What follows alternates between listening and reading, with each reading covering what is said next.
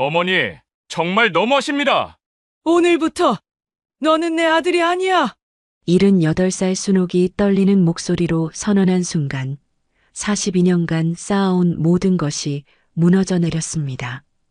불과 몇 시간 전까지만 해도 화목해 보였던 추석 명절이 순식간에 전쟁터가 되어버렸어요.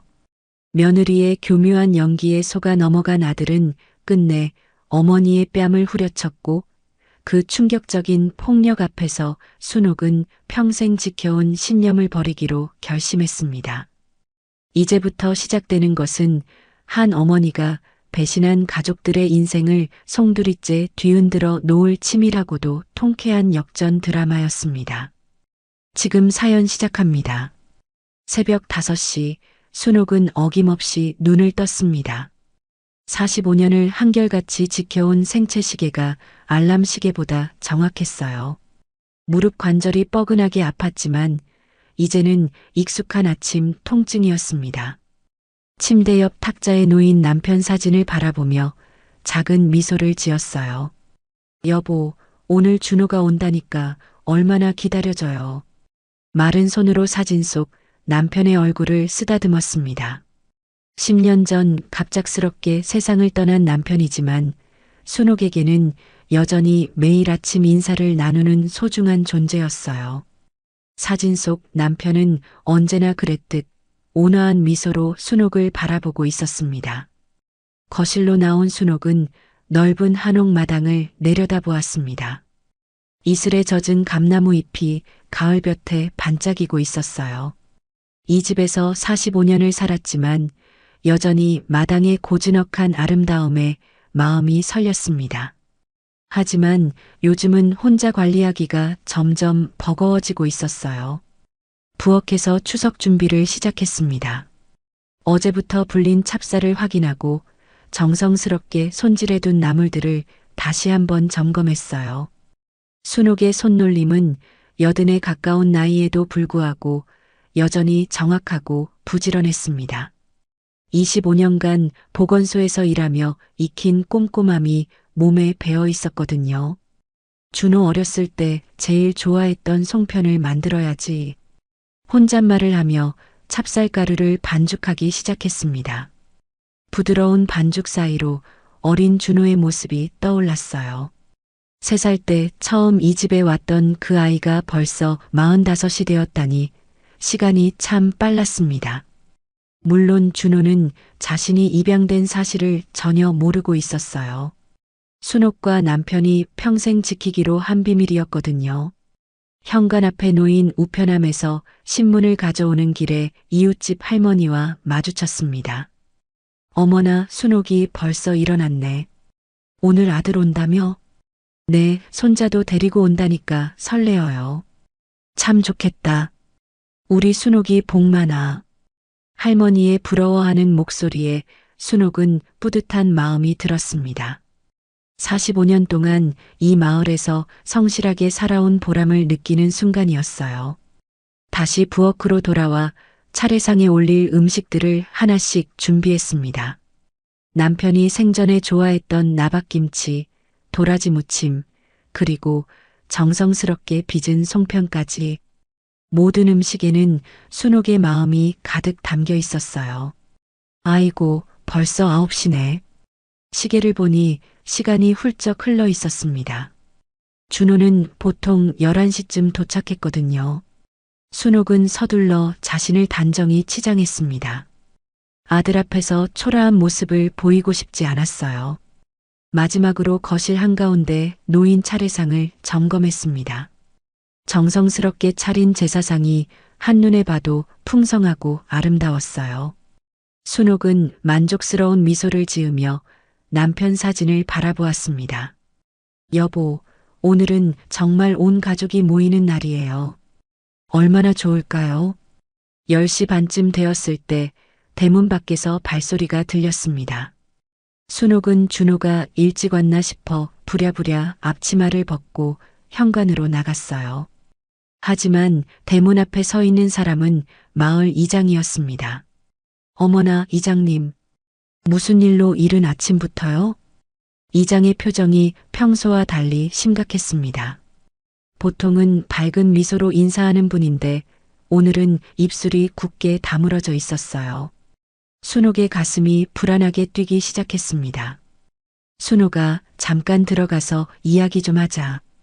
이장은 거실에 앉자마자 깊은 한숨을 내쉬었습니다. 순옥이 찬물을 올리며 조심스럽게 물었어요. 무슨 일이신지 말씀해 주세요. 옆 동네 김복순이 할머니 사건 알지? 순옥은 고개를 끄덕였습니다. 며칠 전 온 마을이 떠들썩했던 이야기였거든요. 70대 할머니가 아들 부부에게 재산을 모두 빼앗기고 요양원에 버려진 사건이었어요. 그 할머니가 어제 돌아가셨다. 어머나, 정말이요? 순옥의 얼굴이 순간 하얗게 질렸습니다.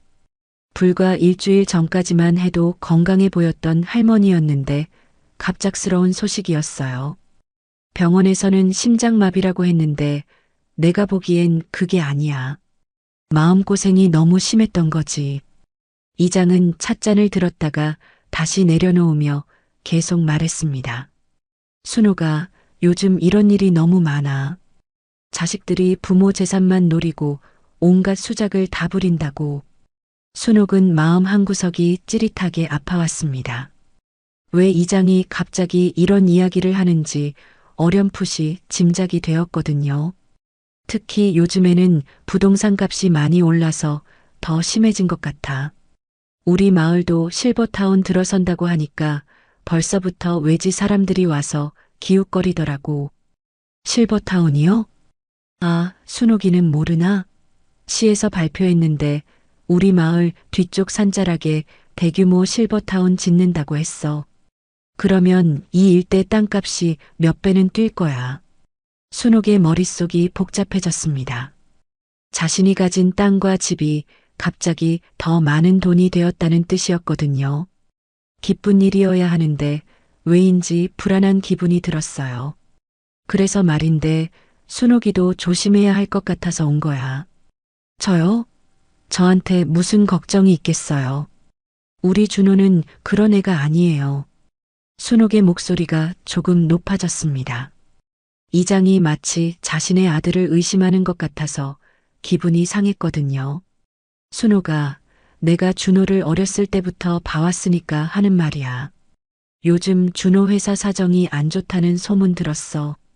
그런 소문이 어디서 나온 거예요? 며느리가 지난번에 마트에서 신용카드가 안 되더라고. 점원한테 한참 사정하는 걸 봤다는 사람이 있어. 순옥은 가슴이 답답해졌습니다. 준호가 회사 일이 힘들다고는 했지만 그 정도로 어려운 줄은 몰랐거든요. 이장님, 그래도 우리 준호는 어렸을 때부터 착했어요. 제가 키운 아이라서 잘 알아요. 그래, 물론 준호는 착한 애지. 하지만 사람은 돈 앞에서 변하는 법이야. 특히 며느리가 문제일 수 있어. 이장은 목소리를 낮추며 조심스럽게 말했습니다. 순호가, 혹시 며느리가 이 집이나 땅에 대해서 자꾸 물어보거나 그런 적 없어? 순옥은 잠시 생각해 봤습니다. 소영이 가끔 어머님 혼자 이런 큰 집에서 지내시기 힘드시죠라고 말한 적이 있었거든요. 그때는 그냥 걱정해서 하는 말인 줄 알았는데요. 조심해, 순옥아. 세상이 각박해졌어. 이장이 떠난 후 순옥은 한동안 거실에 멍하니 앉아 있었습니다. 창밖으로 보이는 감나무에 붉게 익은 감이 주렁주렁 달려 있었지만 오늘은 왜인지 마음이 편하지 않았어요. 이장의 경고가 계속 머릿속을 맴돌았습니다. 부엌으로 가서 차례상 준비를 계속했지만 손이 자꾸 멈춰졌어요. 문득 서랍에서 낡은 사진첩을 꺼내 들었습니다. 첫 페이지에는 25년 전 보건소에서 찍은 사진이 있었어요. 하얀 간호복을 입고 환하게 웃고 있는 젊은 순옥의 모습이었습니다. 그때가 참 힘들면서도 보람찬 시절이었어요. 새벽 5시에 출근해서 밤 9시까지 일하는 것이 일상이었습니다. 시골 보건소라서 간호사가 해야 할 일이 정말 많았거든요. 주사를 놓는 것부터 시작해서 환자 상담, 예방접종, 심지어 청소까지 모든 일을 다 해야 했어요. 월급은 많지 않았지만 순옥은 매달 꼬박꼬박 적금을 넣었습니다. 남편도 초등학교 교사 월급으로는 넉넉하지 않았지만 둘이 힘을 합쳐 알뜰하게 살았어요. 특히 준호를 입양한 후에는 더욱 열심히 일했습니다. 사진첩을 넘기다가 준호의 어린 시절 사진들이 나왔습니다. 3살 때 처음 이 집에 왔던 날의 사진도 있었어요.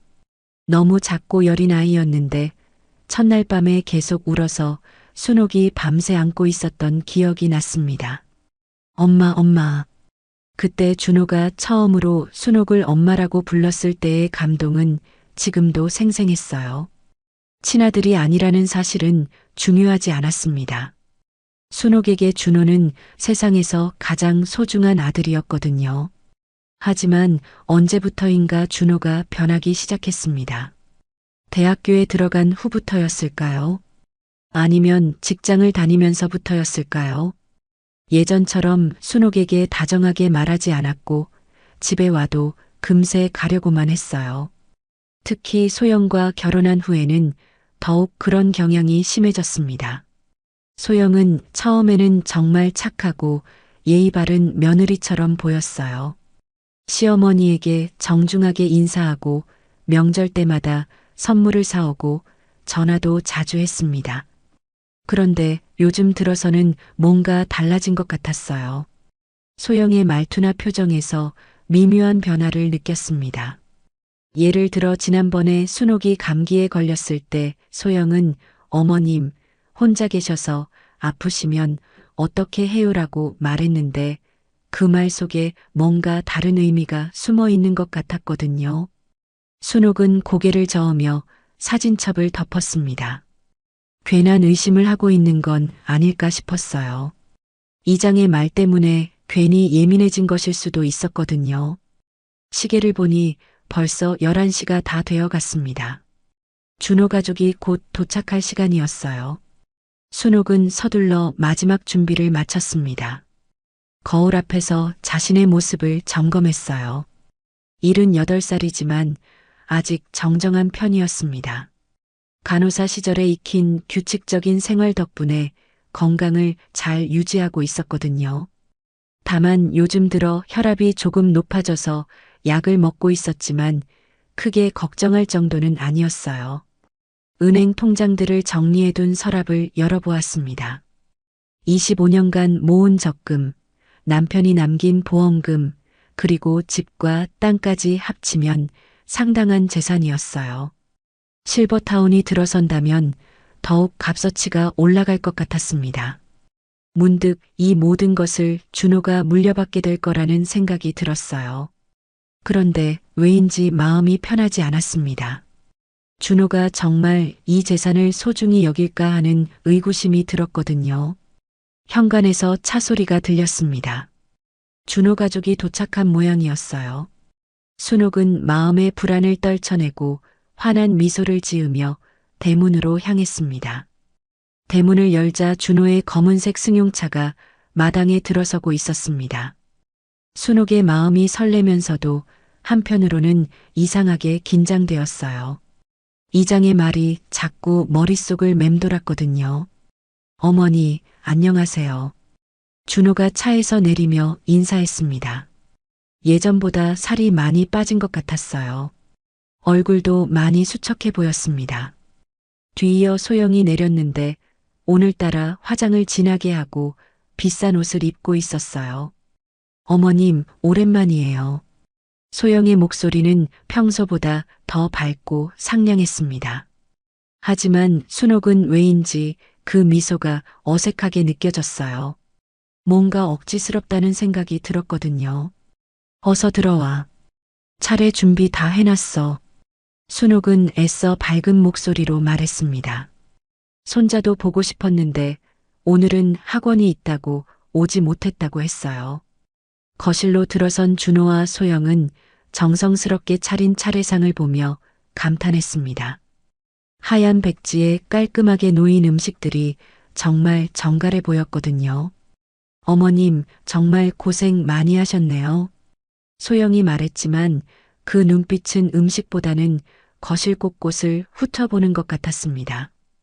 마치 집안의 가치를 평가하는 듯한 시선이었어요. 차례를 지내는 동안에는 별일이 없었습니다. 준호가 정중하게 절을 올리고 순옥도 돌아가신 남편을 그리워하며 마음을 다했어요. 하지만 차례가 끝난 후부터 분위기가 이상해지기 시작했습니다. 어머님, 이 집 정말 크시죠? 혼자 계시기에는 너무 넓지 않으세요? 소영이 슬쩍 말을 꺼냈습니다. 순옥은 가슴이 덜컥 내려앉았어요. 이장이 했던 말이 떠올랐거든요. 괜찮다. 여기서 45년을 살았는데 어디 가겠니? 그래도 요즘은 부모님들이 자녀 가까이 아파트로 이사 가시는 경우가 많던데요.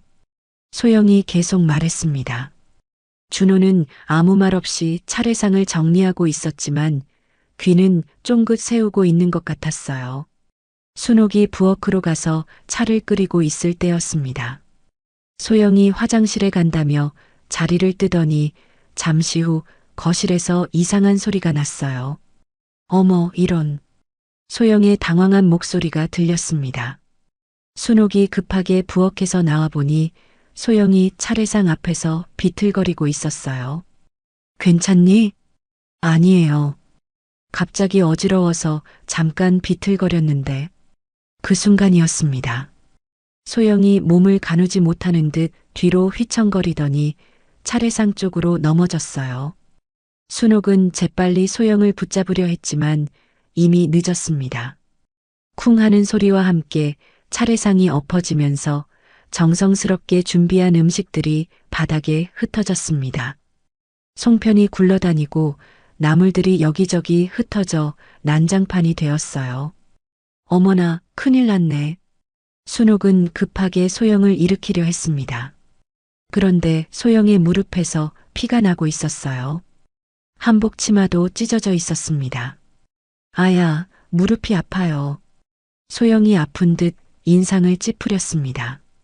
그때 준호가 화장실에서 나오다가 이 광경을 보게 되었어요.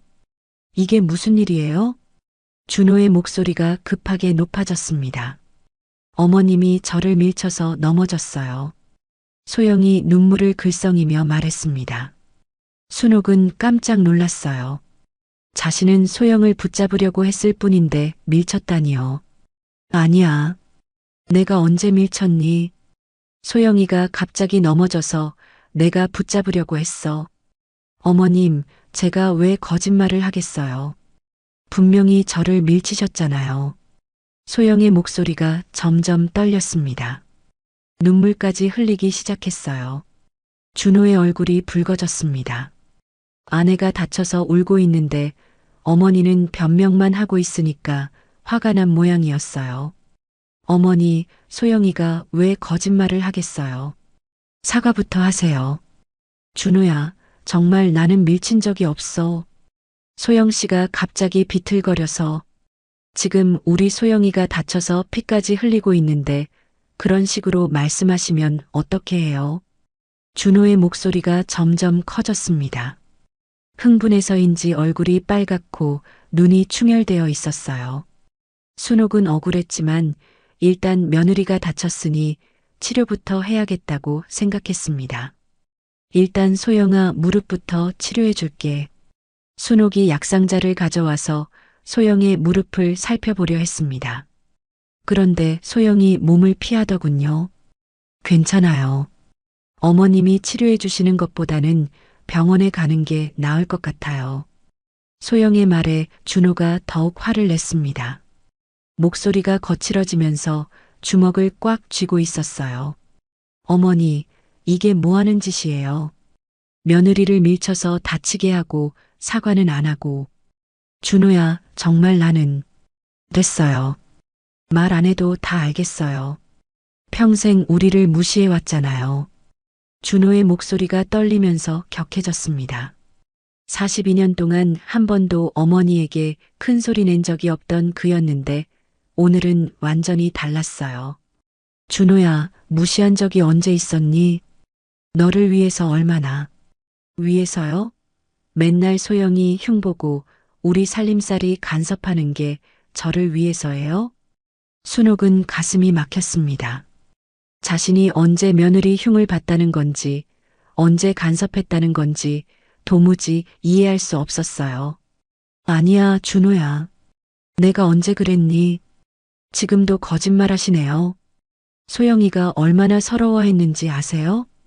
그 순간 소영이 눈물을 뚝뚝 흘리며 준호의 팔을 잡았습니다. 여보, 그만해요. 어머님도 일부러 그러신 건 아닐 거예요. 하지만 소영의 말은 오히려 기름을 붓는 격이었어요. 준호는 아내가 시어머니를 감싸는 모습을 보며 더욱 화가 치밀었습니다. 어머니, 정말 너무하십니다. 이렇게 착한 며느리를 어떻게 이렇게 대하실 수가 있어요. 순옥이 한 걸음 앞으로 나가려는 순간이었습니다. 준호야, 진정하고 이야기하자. 진정하라고요? 제 아내가 피까지 흘리고 있는데 진정하라고요? 찰싹. 준호의 손이 매서운 속도로 순옥의 뺨을 가로질렀습니다. 얇은 노인의 뺨에 빨간 손자국이 선명하게 남았어요. 순옥은 믿을 수 없다는 표정으로 준호를 바라봤습니다. 시간이 멈춘 것 같았어요. 42년 동안 한 번도 손끝 하나 다치지 않게 키운 아들이 자신의 뺨을 때렸다는 사실이 현실로 받아들여지지 않았거든요. 거실에는 무거운 침묵이 흘렀습니다. 준호도 자신이 한 일에 놀란 듯 손을 바라보고 있었어요. 하지만 이미 돌이킬 수 없는 일이 벌어진 후였습니다. 어머니, 죄송해요. 그런데 정말 너무하시잖아요.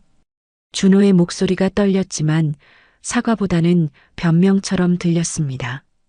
순옥은 아무 말도 할 수 없었습니다. 뺨이 아픈 것보다 마음이 더 아팠어요.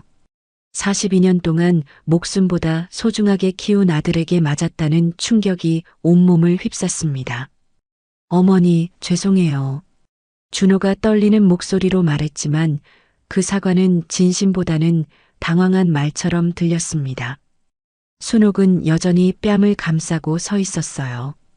뜨겁게 달아오른 뺨보다 가슴이 더 아팠습니다. 그러게요, 어머님. 저도 놀랐어요. 준호 씨가 이렇게까지 할 줄은 몰랐는데. 소영이 눈물을 닦으며 말했습니다.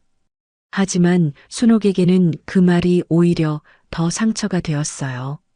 마치 자신이 아들을 그렇게 만들었다는 뜻으로 들렸거든요.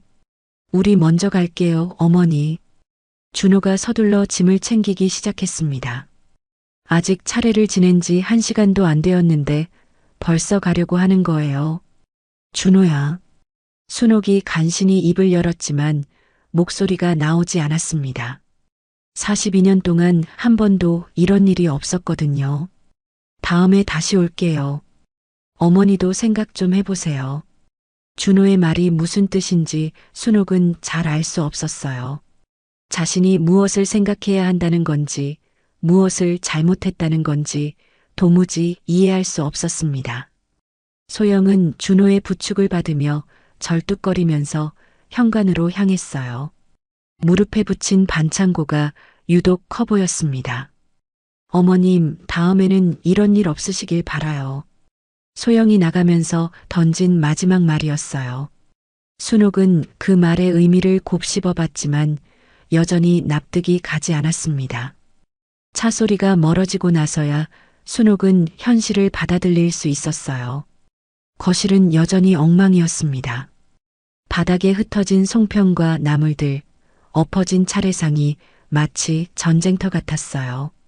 순옥은 무릎을 꿇고 흩어진 음식들을 하나씩 치우기 시작했습니다. 손이 떨려서 제대로 집을 수 없었어요. 정성스럽게 만든 송편이 바닥에서 굴러다니는 모습을 보니 눈물이 났습니다. 내가 뭘 잘못했을까? 혼잣말이 저절로 나왔습니다. 아무리 생각해봐도 소영을 밀친 기억이 없었어요. 분명히 넘어지는 소영을 붙잡으려고 했을 뿐인데 어떻게 그게 밀친 것이 되었을까요? 1시간 넘게 걸려서 거실 정리를 마쳤습니다. 차례상도 다시 제자리에 놓고 남은 음식들로 상을 다시 차렸어요. 하지만 아까처럼 정갈하지는 않았습니다. 화장실 거울에서 자신의 모습을 봤을 때 순옥은 깜짝 놀랐어요. 오른쪽 뺨에 빨간 손자국이 선명하게 남아 있었거든요.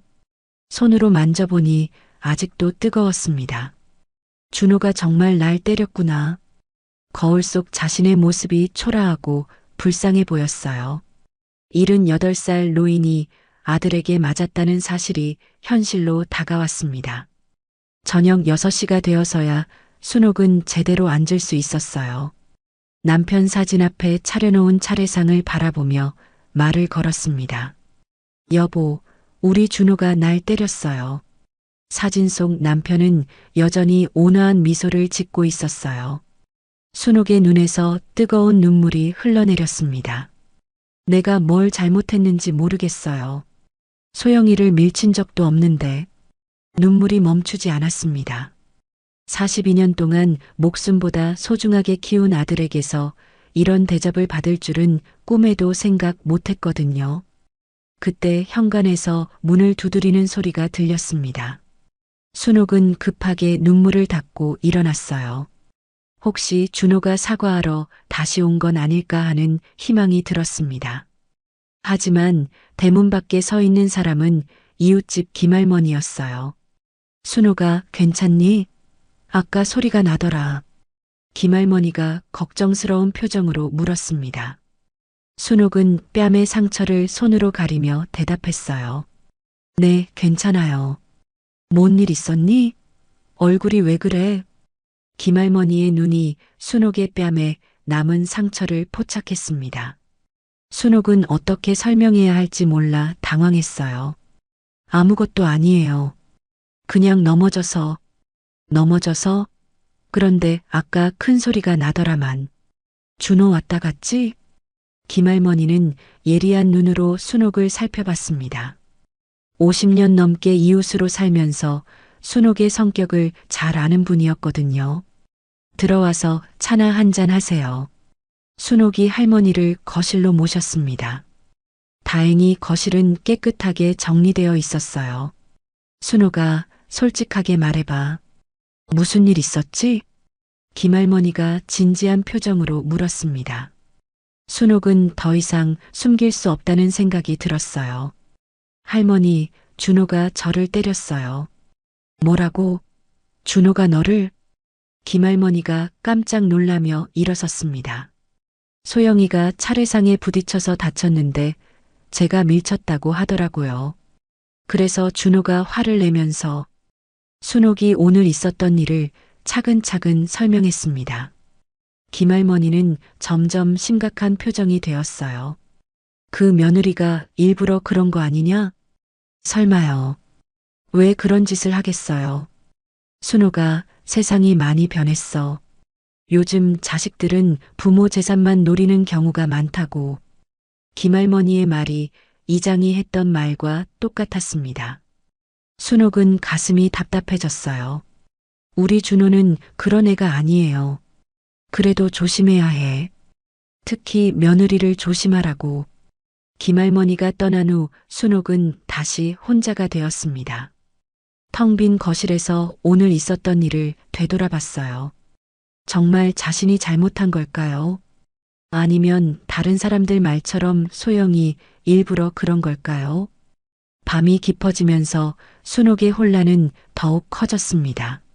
42년 동안 믿어왔던 것들이 모두 흔들리는 기분이었어요. 다음 날 아침 순옥은 새벽 4시에 잠에서 깼습니다. 뺨이 아직도 얼얼했고 마음은 더 무거웠어요. 밤새 뒤척이며 어제 일을 계속 생각했지만 답을 찾을 수 없었습니다. 화장실을 다녀오는 길에 거실 전화가 울렸어요. 새벽 4시 반에 걸려오는 전화라니 순옥은 깜짝 놀랐습니다. 혹시 준호가 사과하려고 전화한 건 아닐까 싶어 서둘러 받았어요. 여보세요? 하지만 전화 너머에서는 아무 소리도 들리지 않았습니다. 잠깐의 정적 후에 전화가 끊어졌어요. 순옥은 고개를 갸웃하며 전화기를 내려놓았습니다. 오전 10시쯤 되어서 다시 전화가 울렸어요. 이번에는 소영이었습니다. 어머님, 안녕하세요. 어제는 정말 죄송했어요. 소영의 목소리는 평소보다 더 상냥했습니다. 하지만 순옥에게는 그 친절함이 어색하게 느껴졌어요. 그래, 무릎은 어떠니? 많이 나아졌어요. 어머님, 준호 씨가 어제 너무 흥분해서 그랬던 것 같아요. 평소에는 절대 그런 사람이 아닌데. 소영이 마치 순옥을 위로하는 것처럼 말했지만 순옥은 이상한 기분이 들었어요. 왜 며느리가 자신을 위로하고 있는 걸까요? 어머님, 혹시 오늘 시간 되시면 저희가 가서 어제 일 정리하고 싶은데요. 정리? 네, 그냥 이야기 좀 하고 싶어서요. 순옥은 뭔가 석연치 않은 느낌이 들었지만 거절할 이유도 없었어요. 그래, 와라. 전화를 끊고 나서 순옥은 마음을 다잡았습니다. 어제 일은 어제 일이고 오늘은 새로운 마음으로 시작하자고 생각했어요. 오후 2시쯤 준호와 소영이 왔습니다. 어제와 달리 둘 다 조심스러운 표정이었어요. 특히 준호는 순옥과 눈을 제대로 마주치지 못했습니다. 어머니, 어제는 정말 죄송했어요. 준호가 고개를 숙이며 사과했습니다. 순옥의 마음이 조금 누그러졌어요. 괜찮다. 다 지난 일이야. 하지만 소영의 태도는 어제와 묘하게 달랐습니다. 무릎 부상 때문인지 살짝 절뚝거렸지만 눈빛은 예리했어요. 거실을 둘러보는 시선이 어제보다 더 세밀했습니다. 어머님, 차 한 잔 드릴까요? 소영이 부엌으로 가겠다고 했지만 순옥이 말렸어요. 아니야, 내가 할게. 너는 다쳤으니까 앉아 있어. 순옥이 부엌에서 차를 우리고 있을 때였습니다. 갑자기 소영의 휴대폰이 울렸어요. 잠깐만요. 소영이 전화를 받으며 현관 쪽으로 나갔습니다.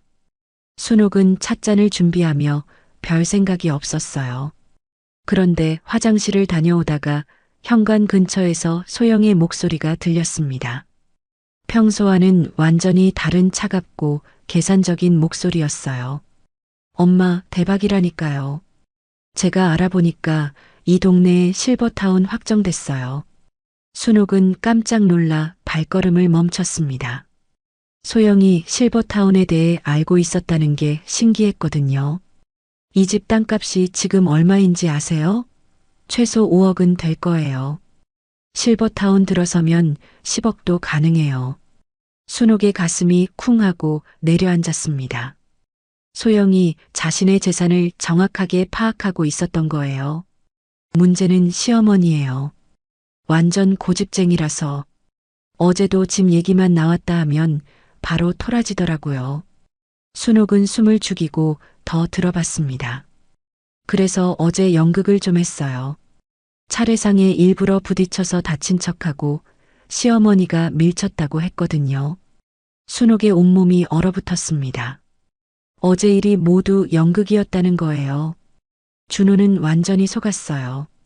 지 와이프가 다쳤다고 생각하니까 바로 화내면서 시어머니 뺨까지 때리더라고요. 소영이 웃으면서 말하는 소리가 들렸습니다. 순옥은 다리에 힘이 빠져서 벽에 기댔어요. 이제 시어머니도 분위기 파악했을 거예요. 우리가 만만하게 볼 사람들이 아니라는 걸요. 엄마, 걱정 마세요. 올해 안에는 무조건 해결할 거예요. 우리도 빚이 얼마나 많은데요. 소영의 목소리가 점점 차가워졌습니다.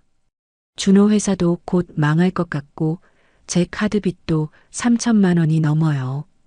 이 집 팔면 다 해결되잖아요. 순옥은 온몸이 떨렸습니다. 모든 것이 거짓말이었던 거예요. 소영의 친절도 걱정도 어제의 사고도 모두 계획된 연극이었습니다. 어차피 시어머니도 나이 많으시고 혼자 이런 큰 집에서 뭐 하세요? 우리가 팔아서 돈 만들어 드리는 게 효도 아니에요? 소영이 비웃듯이 말했습니다. 준호는 아직도 시어머니 눈치 보는데 제가 잘 구슬려 볼게요. 어제처럼 몇 번 더 하면 시어머니도 포기할 거예요. 순옥은 더 이상 들을 수 없었습니다. 조용히 뒷걸음질 치다가 부엌으로 돌아갔어요. 손이 너무 떨려서 찻잔을 제대로 들 수 없었습니다. 잠깐 후 소영이 밝은 표정으로 돌아왔어요. 어머님, 죄송해요. 친정에서 전화가 와서요. 그래. 순옥의 목소리가 떨렸지만 소영은 눈치채지 못하는 것 같았어요. 거실에서 차를 마시는 동안 순옥은 소영을 다시 보게 되었습니다. 상냥한 미소 뒤에 숨겨진 차가운 계산, 친절한 말투 속에 감춰진 탐욕이 이제는 선명하게 보였어요.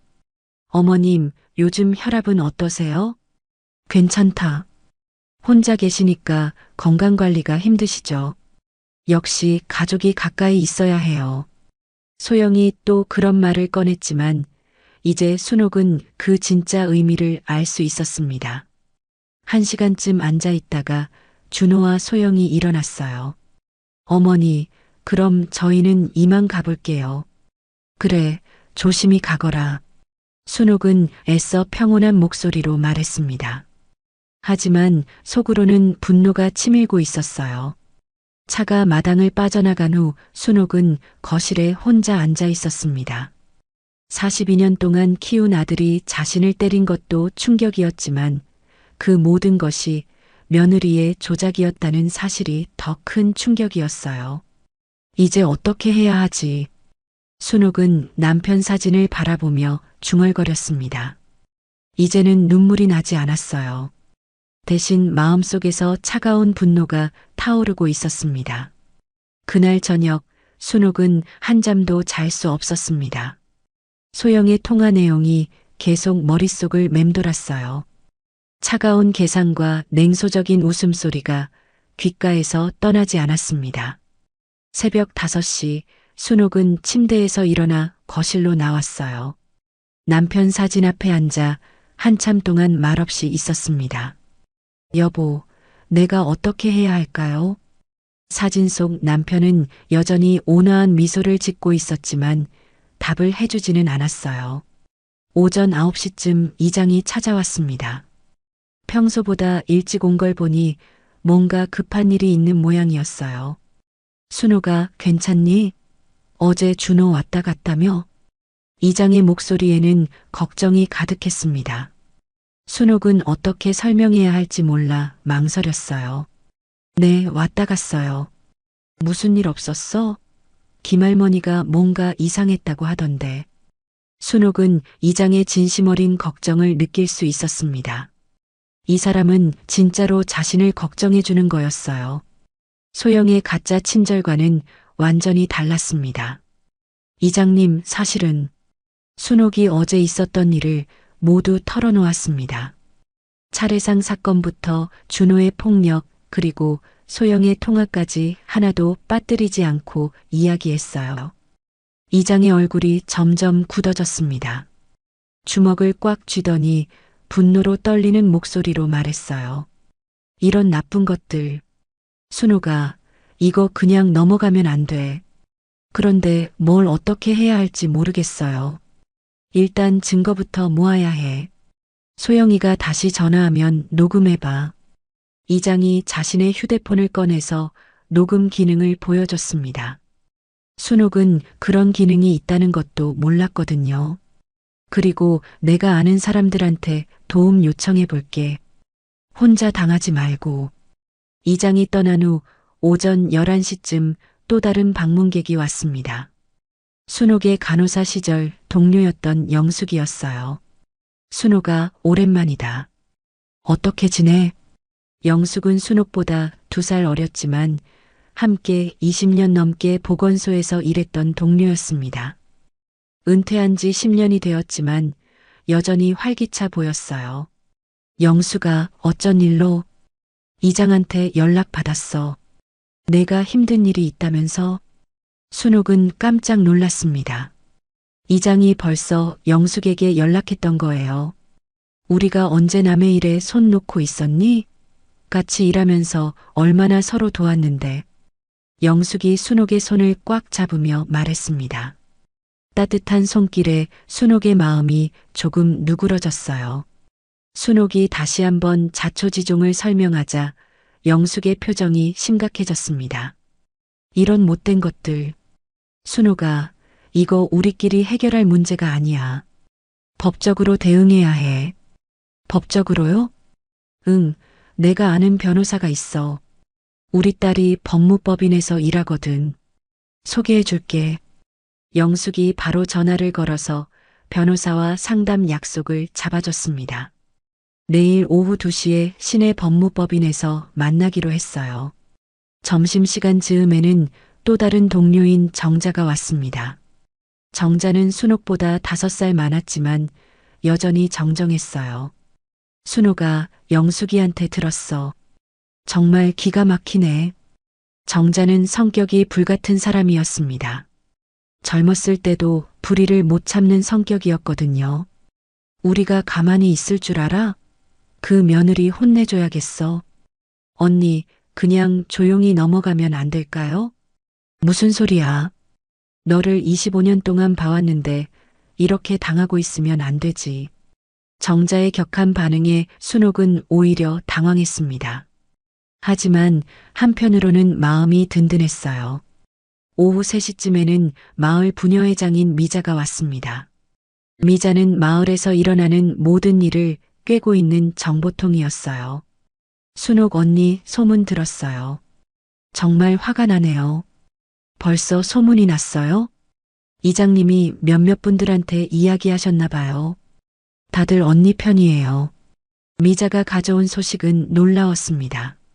마을 사람들이 모두 순옥을 지지하고 있다는 거였어요. 특히 김할머니가 완전 화나셨어요. 어제 창문으로 보셨다면서요. 소영 씨가 일부러 넘어진 것 같다고 하시더라고요.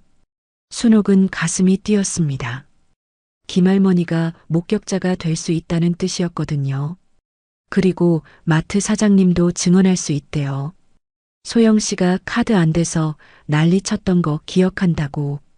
미자가 전해주는 소식들을 들으면서 순옥은 자신이 혼자가 아니라는 걸 깨달았습니다. 저녁 6시쯤에는 교회에서 같이 봉사활동을 했던 분들이 찾아왔어요. 권사님과 집사님 2분이었습니다.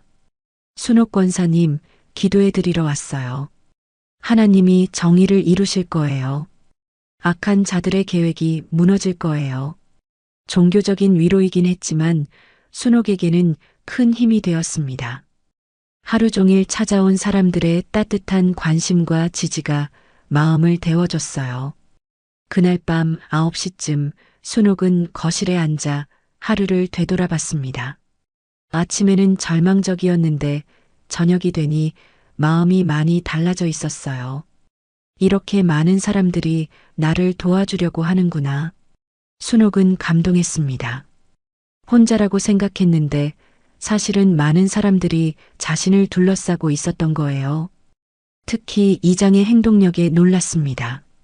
아침에 이야기를 듣자마자 바로 여러 사람들에게 연락해서 도움을 요청했거든요. 진짜 리더십이 뭔지 보여주는 모습이었어요. 간호사 동료들의 우정도 변함없었습니다. 은퇴한 지 10년이 넘었는데도 여전히 서로를 챙기는 마음이 그대로였어요. 특히 영숙이 변호사까지 연결해 준 것은 정말 고마운 일이었습니다. 마을 사람들의 지지도 큰 힘이 되었어요. 김할머니의 목격 증언은 특히 중요할 것 같았습니다. 마트 사장의 증언도 소영의 경제적 상황을 입증하는데 도움이 될 거예요. 순옥은 남편 사진을 바라보며 말했습니다. 여보, 우리 동네 사람들이 이렇게 좋은 사람들이었네요. 내일부터는 정말 싸워볼 수 있을 것 같아요. 처음으로 순옥의 마음에 희망이 싹 텄습니다. 혼자가 아니라는 사실만으로도 용기가 났어요. 소영과 준호가 아무리 교활해도 이렇게 많은 사람들이 진실을 알고 있다면 이길 수 있을 거라는 생각이 들었습니다. 다음 날 오후 2시 순옥은 생전 처음으로 법무법인을 방문했습니다. 시내 중심가에 있는 10층짜리 건물이었는데 간판을 보니 사랑 나눔 법무법인이라고 되어 있었어요. 엘리베이터를 타고 7층에 올라가니 깔끔한 사무실이 나왔습니다. 순옥은 긴장해서 손에 땀이 났어요. 78살에 변호사를 만나게 될 줄은 꿈에도 몰랐거든요. 안녕하세요. 박순옥 어르신이시죠? 젊은 여자 변호사가 나와서 인사했습니다. 영숙의 딸이 소개해준 김민정 변호사였어요. 30대 중반쯤 되어 보이는데 친근한 인상이었습니다. 네, 그렇습니다. 순옥이 조심스럽게 대답했어요. 변호사 앞에서는 왠지 말을 함부로 하면 안 될 것 같았거든요. 편하게 앉으세요. 차 한 잔 드릴까요? 김민정 변호사의 배려 깊은 말에 순옥의 긴장이 조금 풀렸습니다. 상담실에서 순옥은 지난 사흘간 있었던 모든 일을 자세히 설명했어요. 차례상 사건부터 시작해서 소영의 통화 내용까지 하나도 빠뜨리지 않고 이야기했습니다. 김민정 변호사는 메모를 해가며 진지하게 들었어요. 중간중간 정말요? 그럴 수가 하며 놀라는 반응을 보였습니다. 어르신, 정말 힘드셨겠어요. 하지만 다행히 대응할 방법이 있습니다. 정말요? 순옥의 눈이 밝아졌습니다. 먼저 재산 보호부터 해야 해요. 지금처럼 놔두면 나중에 상속 분쟁이 생길 수 있거든요. 김민정 변호사가 설명하기 시작했습니다. 가장 확실한 방법은 생전에 기부하는 거예요. 사랑나눔복지재단이라고 저희가 운영하는 재단이 있는데 거기에 기금을 만드시면 됩니다. 기금이요?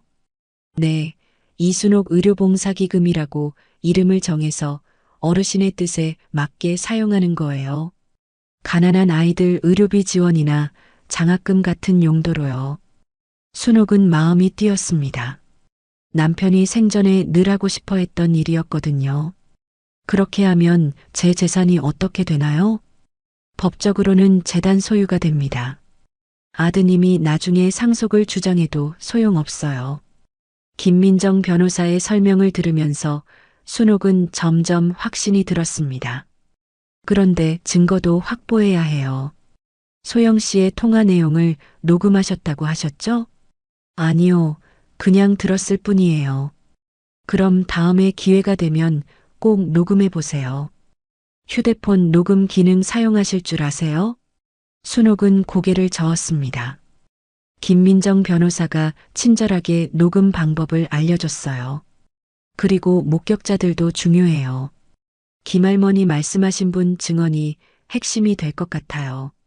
1시간 넘게 상담을 받고 나서 순옥은 마음이 많이 정리되었습니다. 혼란스럽기만 했던 상황에 명확한 방향이 생긴 거예요. 집으로 돌아오는 길에 순옥은 이장에게 먼저 들렀습니다. 이장님, 변호사 만나고 왔어요. 어떻던가? 재산을 재단에 기부하면 된대요. 그리고 증거도 더 모아야 한다고 하고요. 이장의 얼굴이 밝아졌습니다. 잘 됐네. 김할머니한테도 말해야겠어. 증인으로 나설 준비하라고. 그런데 이장님, 혹시 소영이가 또 전화하면 녹음할 수 있게 도와주실 수 있나요? 물론이지. 내가 휴대폰 녹음 앱도 깔아줄게. 이장이 순옥의 휴대폰에 직접 녹음 앱을 설치해줬습니다. 사용법도 자세히 알려줬어요. 집에 도착해서 순옥은 재산 관련 서류들을 모두 꺼내서 정리했습니다. 통장, 부동산 등기부등본, 보험증서까지 하나씩 확인했어요. 이렇게 많이 모았구나. 25년간 간호사로 일하며 모은 적금이 10여 개나 되었습니다.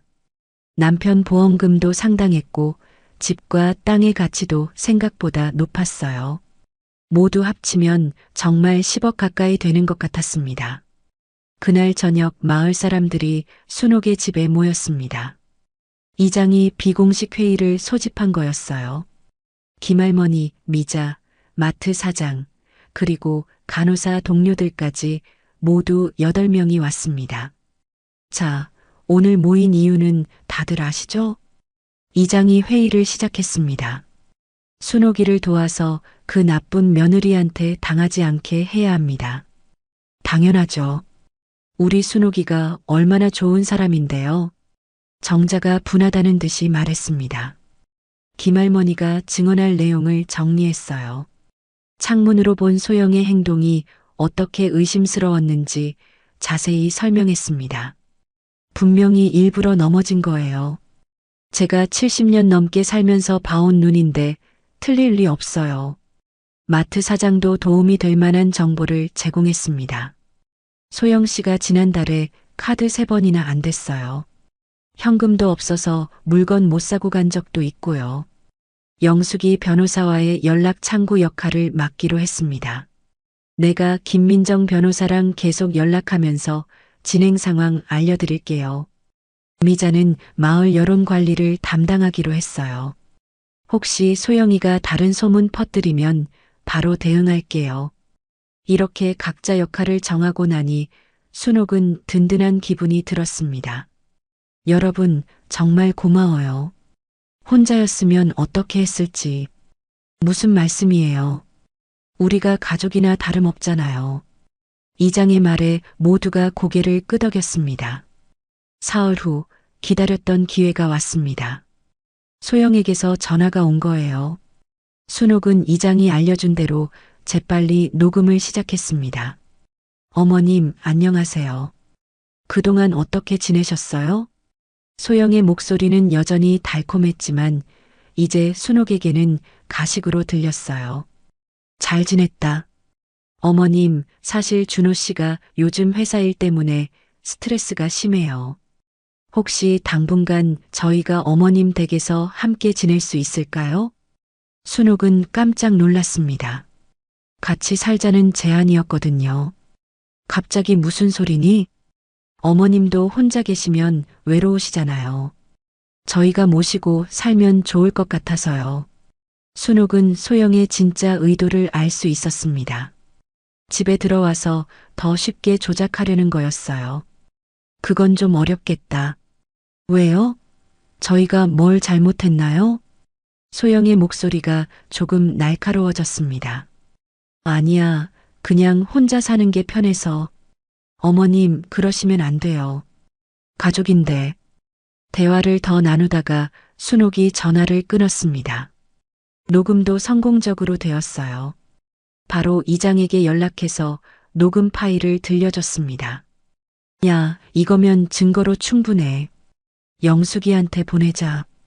그날 밤 순옥은 오랜만에 편안한 마음으로 잠자리에 들었습니다. 드디어 반격할 준비가 되었다는 생각이 들었거든요. 일주일 후 목요일 오후 순옥은 김민정 변호사와 함께 사랑나눔복지재단 사무실을 방문했습니다. 기금 설립 절차를 마무리하기 위해서였어요. 서류에 마지막 서명을 하는 순간 순옥의 마음이 한결 가벼워졌습니다. 축하드려요, 어르신. 이제 이순옥 의료봉사기금이 정식으로 설립되었어요. 김민정 변호사가 환하게 웃으며 말했습니다. 순옥의 모든 재산이 법적으로 안전하게 보호된 거였어요. 집으로 돌아오는 길에 순옥은 이상하게 후련한 기분이 들었습니다. 마치 오랫동안 짊어지고 있던 무거운 짐을 내려놓은 것 같았어요. 하지만 그 평화는 오래가지 않았습니다. 저녁 7시쯤 현관문을 세게 두드리는 소리가 들렸어요. 순옥이 문을 열자 준호와 소영이 험악한 표정으로 서 있었습니다.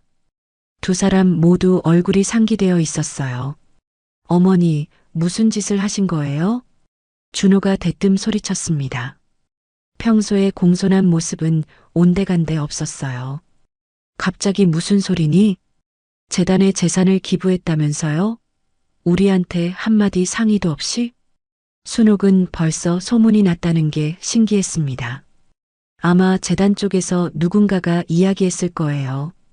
내 재산을 내가 어떻게 쓰든 상관없는 일 아니니? 순옥이 차분하게 대답했지만 준호의 분노는 더욱 커졌습니다. 상관없다고요? 저는 외아들인데 왜 상관없어요? 소영이 준호 옆에서 눈물을 글썽이며 끼어들었어요. 어머님, 저희가 뭘 그렇게 잘못했나요? 왜 이렇게까지 하세요? 하지만 이제 순옥에게는 소영의 눈물이 전혀 진짜로 보이지 않았습니다. 모든 것이 연기라는 걸 알고 있었거든요. 소영아, 너희가 뭘 잘못했는지 정말 모르겠니? 순옥의 차가운 목소리에 소영이 잠시 당황했습니다. 저희가 뭘? 내가 친정 엄마한테 전화해서 내 재산 얘기하고 어떻게 집을 팔아서 돈을 만들지 계획 세우는 거 다 들었어. 순옥이 단호하게 말하자 소영의 얼굴이 하얗게 질렸어요. 그건 오해예요. 제가 언제 그런 오해라고? 내가 직접 들었는데? 준호가 소영과 순옥을 번갈아 보며 혼란스러워했습니다. 소영아, 정말 그런 얘기를 했어? 여보, 제가 왜 그런 말을 하겠어요? 어머님이 오해하신 거예요. 소영이 다급하게 부인했지만 목소리가 떨리고 있었어요. 순옥은 준비해둔 핸드폰을 꺼냈습니다. 오해가 아니야. 여기 녹음된 게 있어. 순옥이 핸드폰에 녹음 파일을 재생하자 소영의 목소리가 선명하게 들렸습니다. 어머님도 혼자 계시면 외로우시잖아요. 저희가 모시고 살면 좋을 것 같아서요. 그리고 이어서 나온 소영의 진짜 목소리였어요. 시어머니 집에 들어가서 살면 더 쉽게 조작할 수 있을 거야. 혼자 사니까 외롭다고 구슬리면서. 녹음이 끝나자 거실에는 무거운 침묵이 흘렀습니다. 준호는 믿을 수 없다는 표정으로 소영을 바라봤어요. 소영아, 이게 정말 내 목소리야? 여보, 이건 조작된 거예요. 요즘 기술로 얼마든지 만들 수 있잖아요. 소영이 발버둥을 쳤지만 준호의 눈빛이 차가워지고 있었습니다. 조작이라고? 그럼 내가 내 어머니 재산에 대해서 관심 없다는 거야? 당연하죠. 저는 그런 사람이 아니에요. 그때 순옥이 또 다른 녹음을 틀었습니다. 소영이 친정 어머니와 통화한 내용이었어요. 엄마, 대박이라니까요. 이 집 땅값이 최소 5억은 될 거예요. 이번에는 소영도 더 이상 부인할 수 없었습니다. 자신의 목소리가 너무 선명했거든요.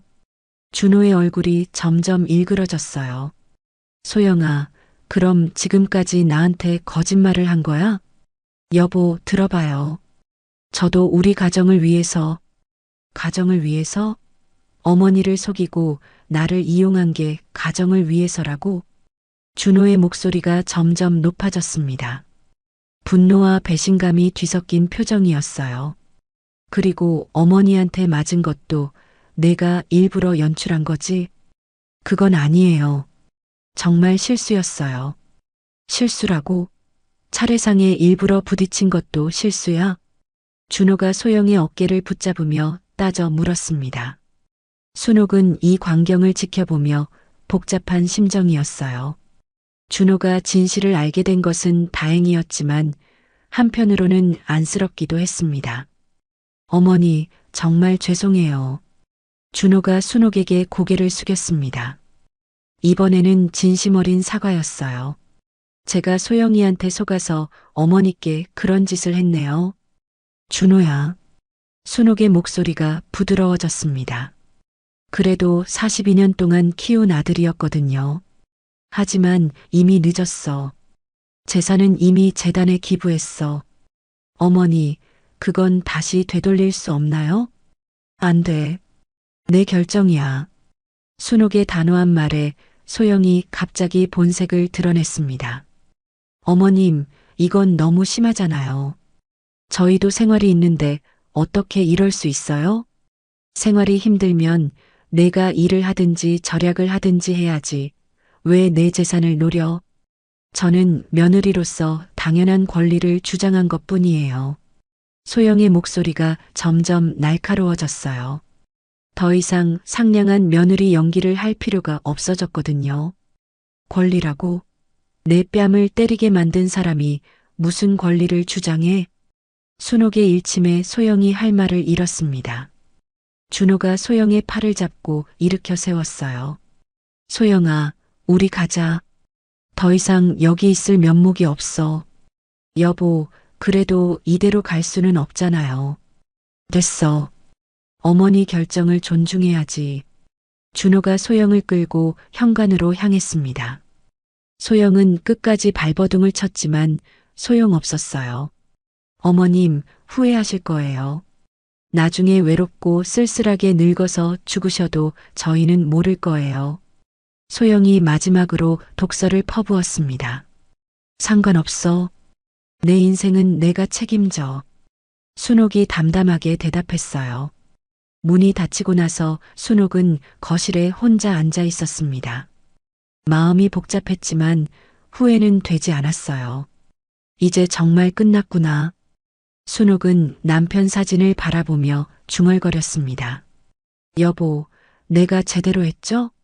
사진 속 남편은 여전히 온화하게 미소 짓고 있었습니다. 순옥과의 대결에서 완패한 지 사흘 후 소영은 마지막 카드를 꺼내들었습니다. 준호가 진실을 알게 된 후 냉랭해진 것도 문제였지만 무엇보다 10억 가까운 재산이 손가락 사이로 빠져나간 것이 견딜 수 없었거든요. 준호 씨, 그래도 가만히 있을 순 없잖아요. 소영이 거실 소파에 앉아있는 준호에게 말을 걸었지만 준호는 대답하지 않았어요. 사흘 전 순옥의 집에서 돌아온 후 거의 말을 하지 않고 있었습니다. 법적으로 대응해봐요. 어머님이 아무리 기부하셨어도 아들인 당신한테는 유류분 권리가 있잖아요. 준호가 고개를 들어 소영을 바라봤어요. 눈빛이 예전과 달리 차가웠습니다. 소영아, 그만해. 뭘 그만해요? 우리 빚이 얼마나 많은데요. 회사도 곧 문 닫을 것 같고. 소영의 목소리가 점점 절박해졌습니다. 카드 빚만 3천만 원이 넘었고 준호 회사도 부도 직전이었거든요. 그건 우리가 해결할 문제야. 어머니 재산으로 해결할 생각하지 마. 당신 정말 답답해요. 당신이 어머님을 때리기까지 했는데 아직도 그러세요? 소영이 따지듯 말했지만 준호는 더 이상 흔들리지 않았어요. 그날 밤 소영은 혼자서 인터넷을 뒤지며 변호사를 찾았습니다. 몇 군데 법무법인에 전화해보니 대부분 어려울 거라는 반응이었어요. 하지만 한 곳에서는 가능성이 있다고 했습니다. 다음 날 오전 소영은 준호 몰래 시내 법무법인을 찾았어요. 중년의 남자 변호사가 상담을 해줬습니다. 부인 말씀 들어보니 승산이 아예 없지는 않네요. 정말요? 소영의 눈이 반짝였습니다. 다만 비용이 좀 들어갈 거예요. 착수금만 500만 원 정도. 그 정도야 어떻게든 마련할게요. 소영은 당장 신용카드로 착수금을 결제했습니다. 이미 한개에 가까운 카드였지만 마지막 희망이었거든요. 며칠 후 순옥의 집에 법원 등기 우편이 도착했습니다. 유류분 반환 청구 소송 통지서였어요. 이게 뭐야? 순옥이 서류를 보며 당황했습니다. 법률 용어가 어려워서 정확히 무슨 의미인지 알 수 없었거든요. 바로 김민정 변호사에게 전화했어요. 어르신, 예상했던 일이에요. 걱정하지 마세요. 하지만 이기면 어떡해요? 이기지 못할 거예요.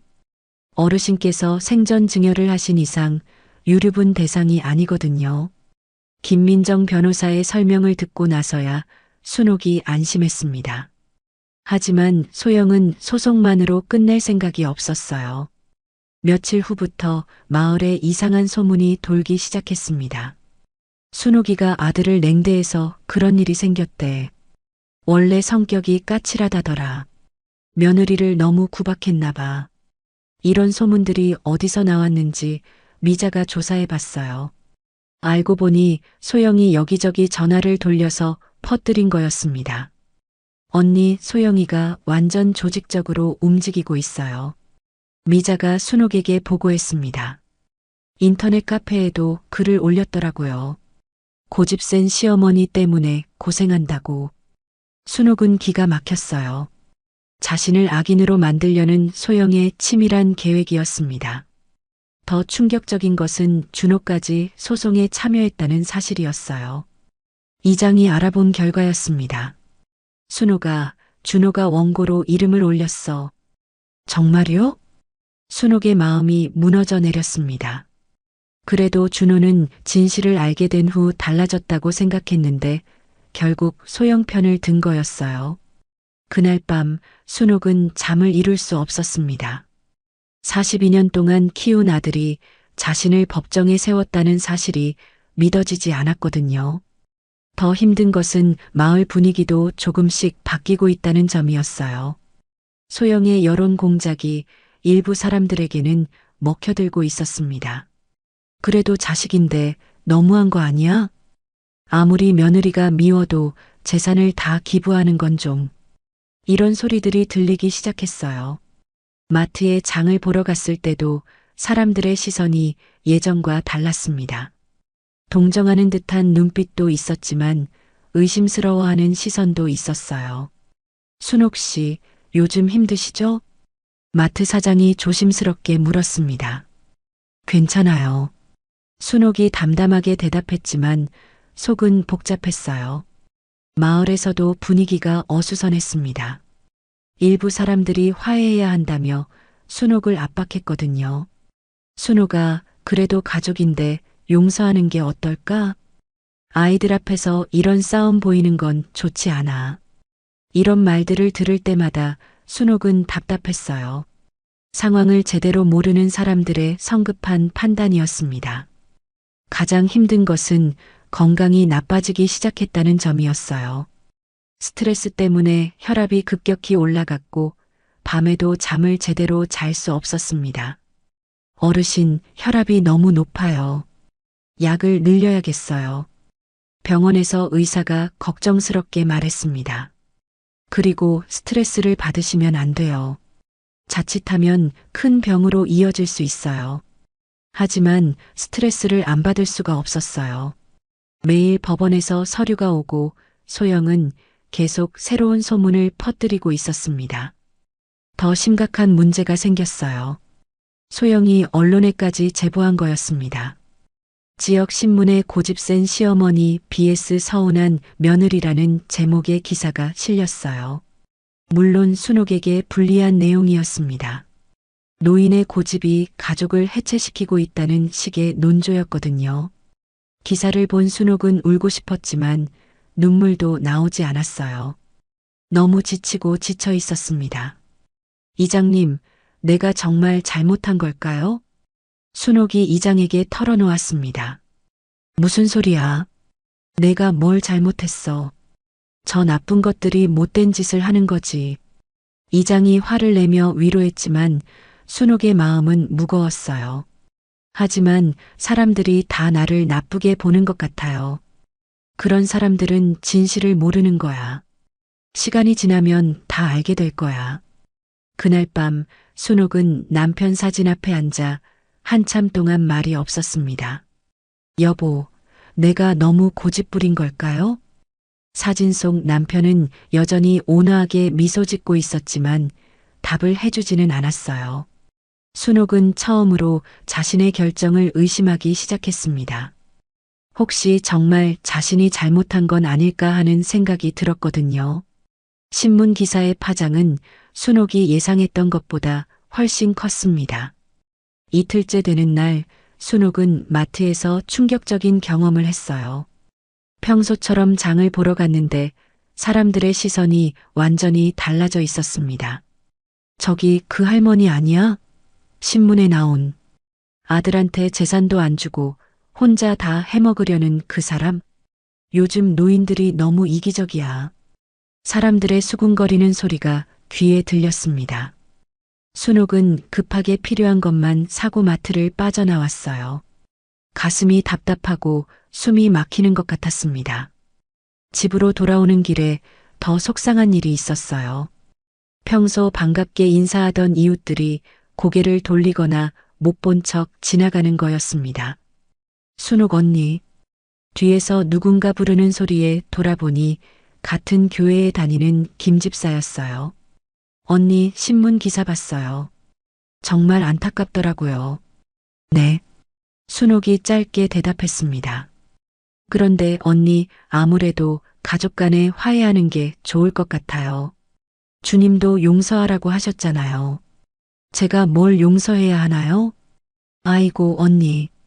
그래도 아들인데 재산을 다 기부해버리시면 어떡해요. 김 집사의 말에 순옥은 더 이상 대답하고 싶지 않았어요.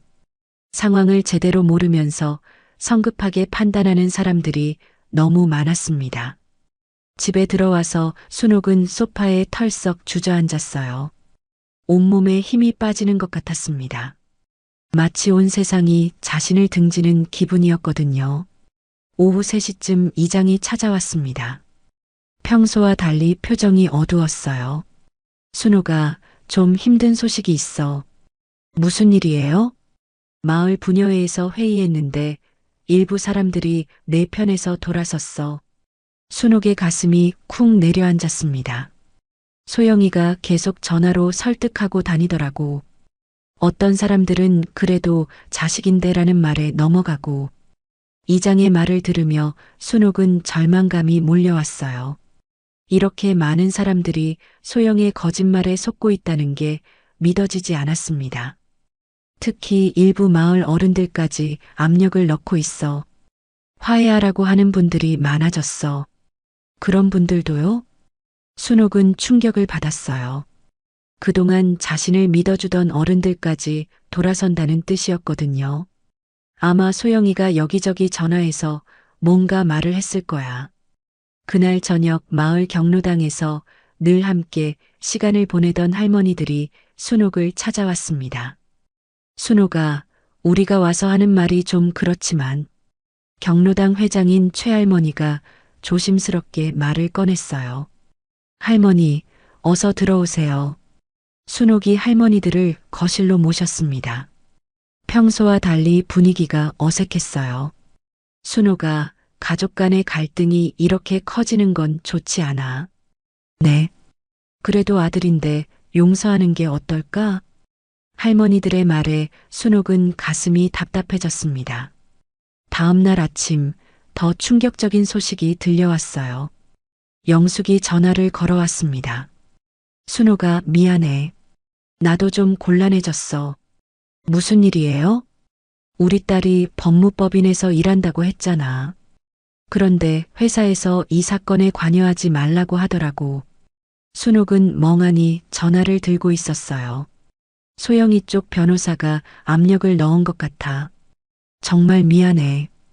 변호사 지원까지 끊어진 순옥은 완전히 고립된 기분이었습니다. 그날 오후에는 정자까지 연락이 왔어요. 순옥아, 내가 도움이 안 될 것 같아. 언니도요? 우리 아들이 취직 문제로 힘든 상황인데 이런 일에 관여하면 안 좋다고 하더라고. 하나둘씩 지지자들이 떨어져 나가는 상황이었습니다. 소영의 조직적인 압박이 효과를 보고 있었어요. 저녁에는 병원에서 전화가 왔습니다. 박순옥 어르신, 혈압 수치가 너무 높아서 입원하셔야 할 것 같아요. 입원이요? 네, 이대로 방치하시면 뇌출혈 위험이 있어요. 하지만 순옥은 입원을 거부했습니다. 지금 집을 비울 수 없었거든요. 약으로 버텨보겠어요. 그날 밤 순옥은 남편 사진 앞에 앉아 한참 동안 울었습니다. 지난 2주일 동안 참았던 눈물이 한꺼번에 쏟아져 나왔어요. 여보, 내가 정말 잘못한 걸까요? 순옥의 목소리가 떨렸습니다. 모든 사람들이 나를 나쁘게 보고 있어요. 혹시 정말 내가 이기적인 건 아닐까요?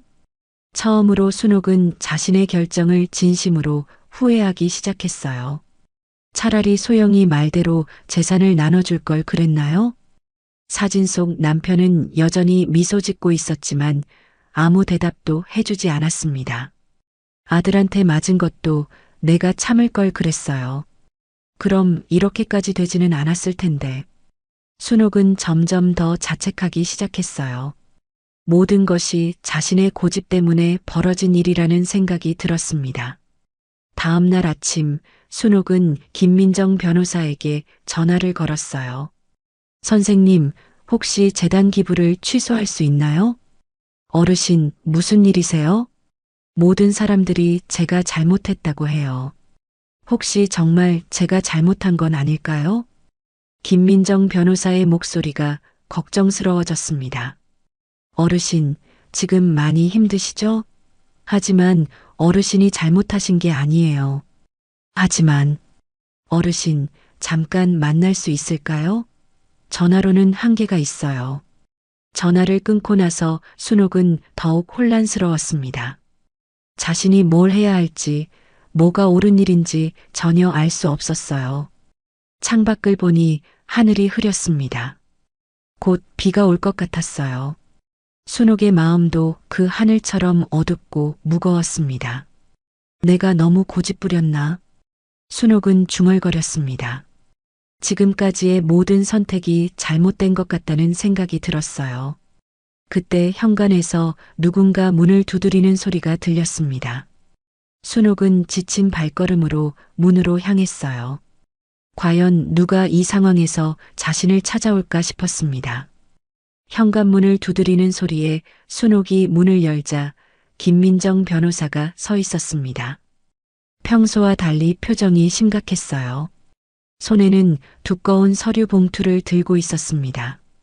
어르신, 안녕하세요. 갑자기 찾아와서 죄송해요. 아니에요. 어서 들어오세요. 순옥이 변호사를 거실로 모셨습니다. 김민정 변호사는 순옥의 초췌한 모습을 보고 걱정스러운 표정을 지었어요. 어르신, 많이 힘드셨죠? 네, 조금. 순옥의 목소리가 힘없이 나왔습니다. 김민정 변호사가 서류 봉투를 열어서 몇 장의 문서를 꺼냈어요. 어르신, 상대 측에서 새로운 자료를 제출했어요. 무슨 자료요?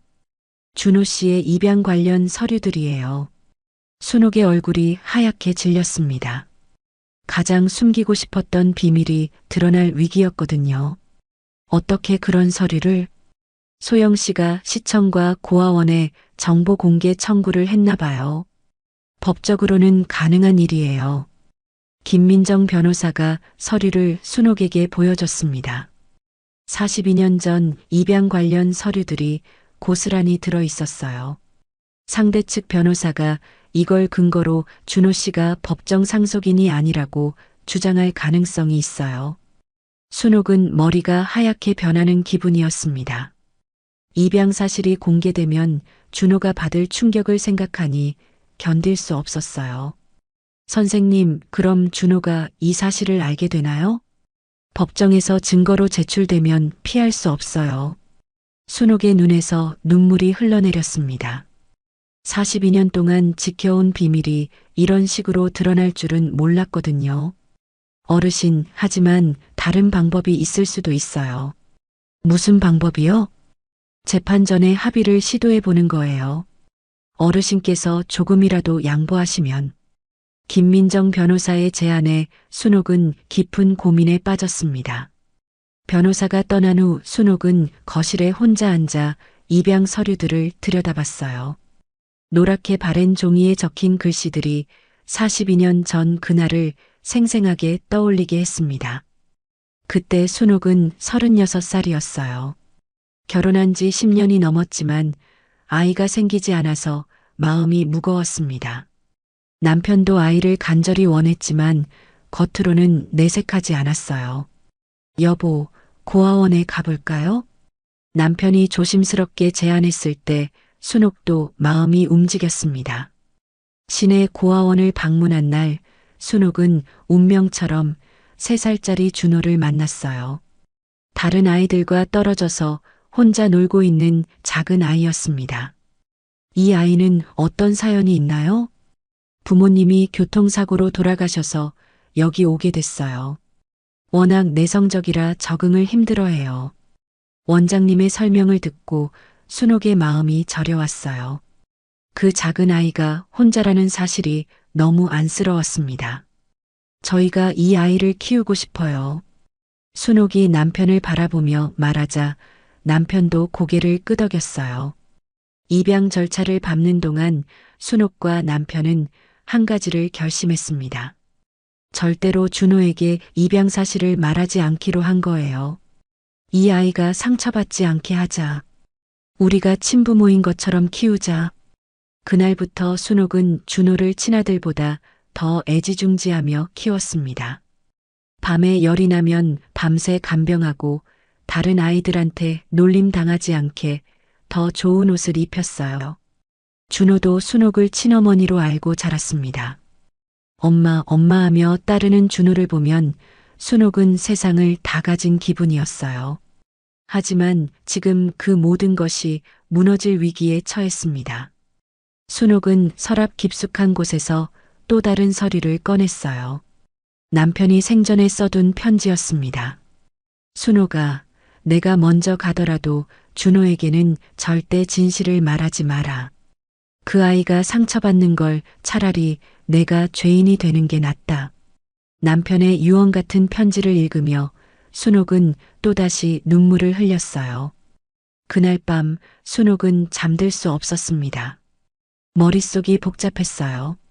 재판에서 입양 사실이 드러나면 준호가 받을 충격, 그리고 그동안 숨겨온 자신들의 거짓말이 모두 밝혀질 거였습니다. 하지만 다른 한편으로는 분노도 느꼈어요. 소영이 이런 식으로 준호를 이용하고 있다는 사실이 견딜 수 없었습니다. 새벽 4시 순옥은 결국 침대에서 일어났어요. 거실로 나와서 남편 사진 앞에 앉았습니다. 여보, 어떻게 해야 할까요? 사진 속 남편은 여전히 온화하게 미소 짓고 있었어요. 준호한테 진실을 말해야 할까요? 아니면 계속 숨겨야 할까요? 순옥의 마음은 갈갈이 찢어지는 것 같았습니다. 42년 동안 지켜온 비밀을 포기할 것인가, 아니면 준호가 진실을 모른 채 살게 할 것인가. 소영이는 이미 다 알고 있어요. 법정에서 어떻게 이용할지 뻔해요. 순옥이 중얼거렸습니다. 만약 입양 사실이 공개되면 준호는 자신이 지금까지 속아서 살았다고 생각할 거였어요. 그동안 받은 사랑도 함께한 추억도 모두 거짓말로 여길지도 몰랐습니다. 하지만 진실을 숨기고 계속 싸우는 것도 괴로웠어요. 소영이 이 카드를 계속 들이밀 텐데 언제까지 버틸 수 있을까요? 여보, 내가 너무 고집부린 걸까요? 순옥이 사진에 대고 물었습니다. 차라리 처음부터 재산을 나눠줄 걸 그랬을까요? 하지만 곧 고개를 저었어요. 소영 같은 사람에게 재산을 넘겨주는 것은 남편의 뜻에도 어긋나는 일이었습니다. 새벽 5시가 되어서야 순옥은 결심을 내렸어요. 여보, 진실을 말할게요. 준호가 상처받더라도 더 이상 거짓말은 할 수 없어요. 순옥의 목소리가 떨렸지만 결의에 차 있었습니다. 그리고 그 후에는 준호 스스로 선택하게 할게요. 진짜 가족이 뭔지. 창밖으로 동이 트고 있었습니다. 길고 긴 밤이 지나고 새로운 하루가 시작되는 거였어요. 순옥도 새로운 결심을 안고 하루를 맞이할 준비가 되었습니다.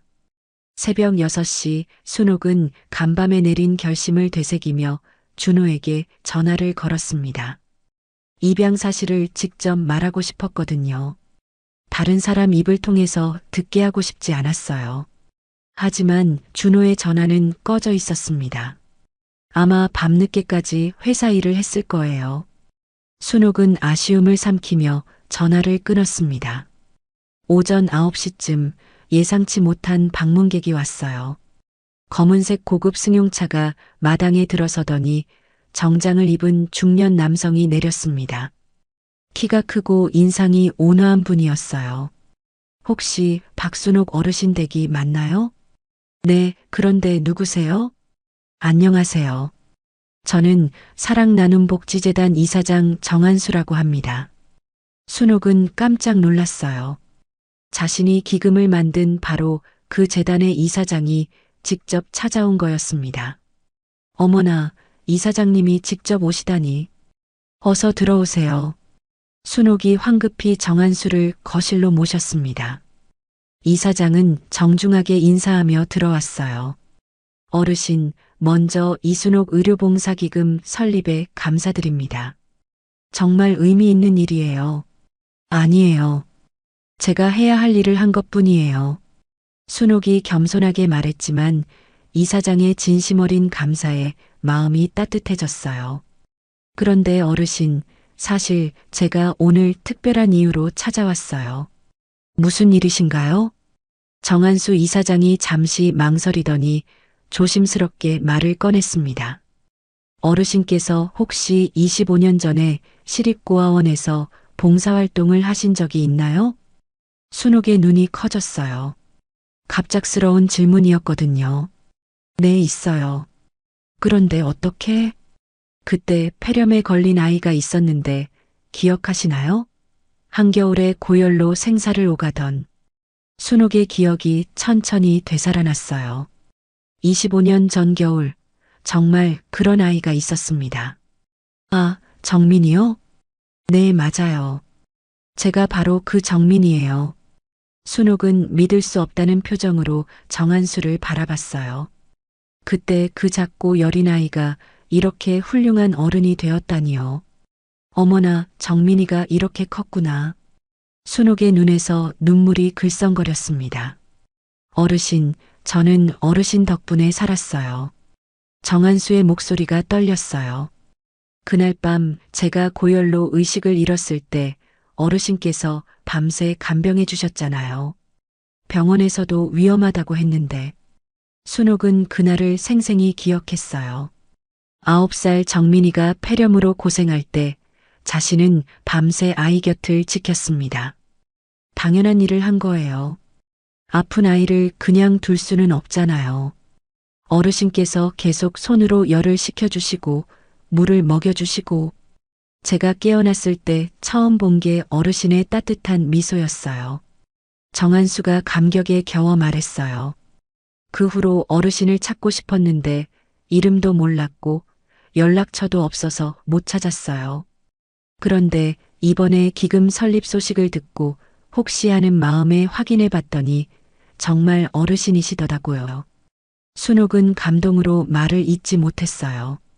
그때 도운 아이가 이렇게 훌륭하게 자란 것만으로도 보람이 있었는데 이렇게 다시 만나다니요. 정민아, 아니 이사장님. 정말 잘 자랐구나. 어르신 덕분이에요. 어르신이 보여주신 사랑이 제 인생을 바꿨어요. 정한수가 가방에서 몇 장의 사진을 꺼냈어요. 이게 제가 어르신을 찾으면서 모은 자료들이에요. 사진에는 젊은 시절 순옥이 고아원에서 아이들을 돌보는 모습이 있었어요. 다른 봉사자들과 함께 찍은 사진도 있었습니다. 어머나, 이런 사진이 남아 있었구나. 순옥이 사진을 들여다보며 감회에 젖었어요. 어르신, 그런데 요즘 힘든 일이 있으시다면서요? 정한수의 진심 어린 걱정에 순옥은 마음이 움직였어요. 어떻게 하셨어요? 김민정 변호사님께 들었어요. 어르신을 도와드리고 싶어서 왔어요. 순옥은 정한수에게 자초지종을 설명했습니다. 소영의 조작, 준호의 폭력, 그리고 입양 사실까지 모든 걸 털어놓았어요. 정한수는 진지하게 들었습니다. 중간중간 분노하는 표정을 보이기도 했어요. 어르신, 정말 힘드셨겠어요. 이제 와서 후회해도 소용없어요. 아니에요. 어르신은 잘못하신 게 없어요. 정한수가 단호하게 말했어요. 어르신께서 저에게 해주신 것처럼 어려운 아이들을 도우려는 마음이 어떻게 잘못된 일이에요. 하지만 사람들은 다 저를 이기적이라고 해요. 그런 사람들은 진실을 모르는 거예요. 제가 도와드릴게요. 정한수의 눈빛이 결연했어요. 저희 재단에는 유능한 변호사들이 많아요. 그리고 언론 대응도 도와드릴 수 있어요. 정말요? 순옥의 마음에 희망이 싹 텄어요. 어르신, 저는 어르신께 빚진 사람이에요. 목숨의 은인이시잖아요. 그런 말하지 마세요. 이번엔 제가 어르신을 지켜드릴 차례예요. 정한수가 가방에서 명함을 꺼내 순옥에게 건넸어요. 저희 재단 법무팀장 연락처예요. 최고 수준의 변호사예요. 이사장님, 정말 고마워요. 순옥의 목소리가 떨렸어요. 이렇게 든든한 지원군이 생길 줄은 몰랐거든요. 그리고 어르신, 입양 사실은 걱정하지 마세요. 네. 진정한 가족은 피로 맺어지는 게 아니에요. 사랑으로 맺어지는 거죠. 정한수의 말에 순옥은 가슴이 뭉클해졌어요. 준호 씨도 분명 이해하실 거예요. 어르신의 진심을요. 그럴까요? 확신해요. 42년간 받은 사랑이 거짓일 수는 없어요. 정한수가 일어서며 말했어요. 어르신, 제가 내일 다시 올게요. 저희 법무팀과 함께요. 너무 번거롭게 해드리는 거 아니에요? 전혀요. 이건 제 인생의 숙제였어요. 정한수가 떠난 후 순옥은 오랜만에 마음이 평온해졌어요. 절망의 끝에서 만난 희망이었습니다. 여보, 봤어요? 우리가 도운 아이가 이렇게 훌륭하게 자랐어요. 순옥이 남편 사진에 말을 걸었어요. 이제 혼자가 아니에요. 함께 싸워줄 사람이 있어요. 처음으로 순옥의 얼굴에 환한 미소가 떠올랐습니다. 다음 날 정한수 이사장이 약속대로 재단 법무팀과 함께 찾아왔습니다. 3명의 변호사가 동행했는데 모두 경력이 풍부한 전문가들이었어요. 이들은 순옥의 사건을 면밀히 검토한 후 확신에 찬 목소리로 말했습니다. 어르신, 승소 확률이 90% 이상입니다. 가장 연륜이 있어 보이는 최 변호사가 단언했어요. 순옥은 처음으로 마음이 놓였습니다. 재판 당일 순옥은 정한수와 함께 법정에 들어섰습니다. 방청석에는 이장을 비롯한 마을 사람들이 가득 앉아 있었어요. 김할머니도 증인으로 참석했고 마트 사장과 간호사 동료들까지 모두 와 있었습니다. 반대편에는 준호와 소영이 굳은 표정으로 앉아 있었어요. 소영의 얼굴은 파리했고 준호는 계속 고개를 숙이고 있었습니다. 재판이 시작되자 소영 측 변호사가 먼저 입양 서류를 증거로 제출했습니다. 준호 씨는 입양된 아이입니다. 따라서 법정 상속인으로서의 지위에 의문이 있습니다. 하지만 최 변호사가 즉시 반박했어요. 입양 여부와 관계없이 이 사건의 핵심은 생전 증여의 유효성입니다. 소영 측 변호사가 당황하며 다른 카드를 꺼냈습니다. 피고가 원고를 구박하고 학대했다는 증거들이 있습니다. 그때 김할머니가 증인석에 섰어요. 75살의 할머니였지만 목소리는 또랑또랑했습니다. 저는 추석날 창문으로 모든 걸 다 봤어요. 김할머니가 소영이 일부러 차례상에 부딪힌 장면을 자세히 증언했습니다. 분명히 일부러 넘어진 거예요. 제가 75년을 살아본 눈인데 틀릴 리 없어요. 이어서 녹음 파일이 재생되었습니다. 소영이 친정어머니와 나눈 대화가 법정에 울려 퍼졌어요. 시어머니 재산이 최소 5억은 될 거예요. 실버타운 들어서면 10억도 가능해요. 소영의 계산적인 목소리에 방청석에서 한숨소리가 들렸습니다. 마트 사장도 증언대에 섰어요. 소영 씨가 카드가 안 돼서 물건을 못 사고 간 적이 여러 번 있었어요. 경제적으로 많이 어려워 보였어요. 모든 증거가 소영의 거짓말을 입증하고 있었습니다. 마지막으로 정한수가 증언대에 섰어요. 저는 정한수입니다. 박순옥 어르신께서 제 목숨을 구해주신 사람입니다. 그는 25년 전 고아원에서의 일을 감동적으로 증언했습니다. 어르신은 평생을 남을 돕는 일에 써오셨어요. 그런 분이 이기적일 리 없습니다. 법정의 분위기가 완전히 바뀌었어요. 소영 측 변호사가 마지막 발악으로 입양 사실을 들고 나왔지만 순옥이 직접 증언대에 섰습니다. 네, 맞습니다. 준호는 제가 3살 때 입양한 아들입니다. 방청석이 술렁거렸지만 순옥의 목소리는 당당했어요. 하지만 42년간 제가 쏟은 사랑은 진짜였습니다. 피가 섞이지 않았어도 진정한 가족이었어요. 준호가 충격에 빠진 표정으로 순옥을 바라봤습니다. 어머니, 정말인가요? 그래, 준호야. 늦었지만 진실을 말하고 싶었어. 순옥의 눈에서 눈물이 흘렸습니다. 미안해. 숨겼던 거 미안해. 하지만 너를 사랑했던 마음만큼은 거짓이 아니었어. 준호도 눈물을 흘리기 시작했어요. 42년간 받은 사랑이 가짜였을 리 없다는 걸 마음으로 알고 있었거든요. 판사가 최종 판결을 내렸습니다. 원고의 주장에는 근거가 부족하며 피고의 생전 증언은 정당한 권리 행사입니다. 원고의 청구를 기각합니다. 순옥의 완전한 승리였습니다. 소영은 절망한 표정으로 법정을 빠져나갔고 준호는 순옥에게 다가와 무릎을 꿇었어요. 어머니, 정말 죄송해요. 1년 후 또다시 추석이 찾아왔습니다. 순옥의 한옥마당은 작년과는 완전히 다른 활기로 가득했어요. 이순옥 의료봉사기금을 받는 15명의 아이들이 가족처럼 모여 있었습니다. 할머니, 저희가 송편 만드는 거 도와드릴게요. 12살 지은이가 앞치마를 두르며 말했습니다. 이 아이는 심장병 수술비를 지원받아 건강을 되찾은 첫 번째 수혜자였어요. 그래, 고맙구나. 순옥이 환하게 웃으며 아이들에게 송편 빚는 법을 가르쳤습니다. 작은 손으로 정성스럽게 소를 넣는 아이들의 모습이 사랑스러웠어요. 마당 한쪽에서는 정한수가 다른 아이들과 함께 윷놀이를 하고 있었습니다. 그는 이제 순옥에게 진짜 아들 같은 존재가 되어 있었어요. 할아버지, 이번엔 우리 팀이 이길 차례예요. 아이들의 제잘거리는 소리에 정한수가 기분 좋게 웃었습니다. 좋아, 한번 해보자. 오후 3시쯤 대문에서 조심스럽게 차 소리가 들렸어요. 순옥이 고개를 돌려보니 준호가 홀로 차에서 내리고 있었습니다. 1년 전과 달리 그의 모습은 많이 달라져 있었어요.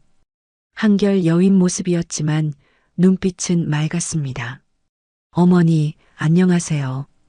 준호가 조심스럽게 인사했습니다. 작년 재판 이후 소영과 이혼한 그는 홀로 새로운 삶을 시작하고 있었어요. 준호야, 왔구나. 순옥의 목소리에는 따뜻함이 담겨 있었습니다.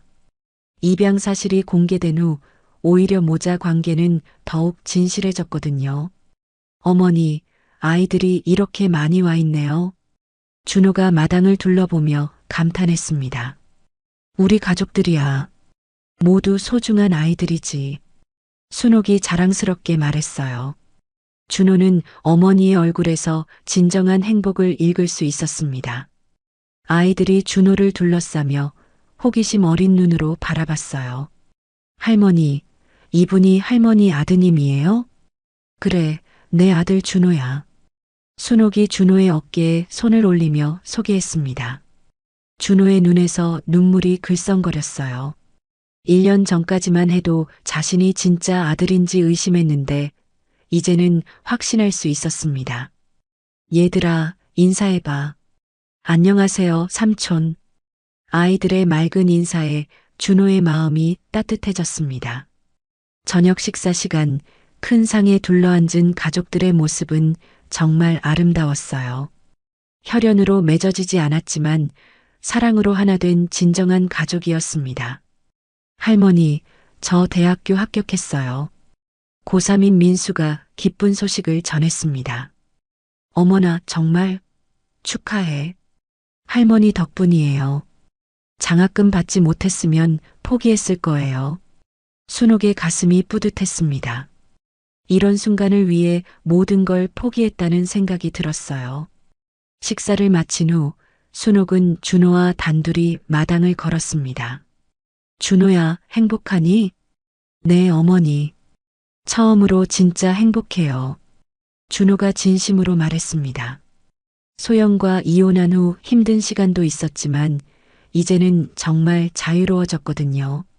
어머니는 어떠세요? 나도 행복해. 이렇게 많은 아이들과 함께하니 외롭지도 않고. 순옥이 마당에서 뛰어노는 아이들을 바라보며 미소 지었어요. 어머니, 그동안 정말 죄송했어요. 이제 그런 말 하지 마. 우리 둘 다 새로운 시작을 하는 거야. 해질 무렵 아이들이 하나둘 집으로 돌아갔습니다. 모두 행복한 표정이었어요. 할머니, 다음 주에도 올게요. 그래, 기다리고 있을게. 순옥이 아이들을 배웅하며 손을 흔들었습니다. 준호도 떠날 시간이 되었어요. 어머니, 다음 주에 다시 올게요. 그래, 조심히 가거라. 준호의 차가 대문을 빠져나간 후 순옥은 거실에서 남편 사진 앞에 앉았습니다. 여보, 봤어요? 우리 꿈이 이루어졌어요. 순옥의 목소리에는 만족과 평화가 가득했어요. 아이들도 잘 자라고 있고 준호도 진짜 내 아들이 됐어요. 창밖으로는 가을달이 밝게 떠올랐습니다. 순옥의 얼굴에는 세상에서 가장 평온한 미소가 떠올라 있었어요. 정말 고마워요, 여보. 당신 덕분에 이렇게 행복할 수 있었어요. 그녀는 마침내 진정한 가족의 의미를 깨달았습니다. 피로 맺어진 관계가 아니라 사랑으로 이어진 인연이 진짜 가족이라는 것을요. 한옥 마루에 앉아 달을 바라보는 순옥의 모습은 고요하고 아름다웠습니다. 폭풍 같았던 지난 1년을 뒤로하고 이제 그녀에게는 평화로운 일상과 사랑하는 가족들이 있었어요.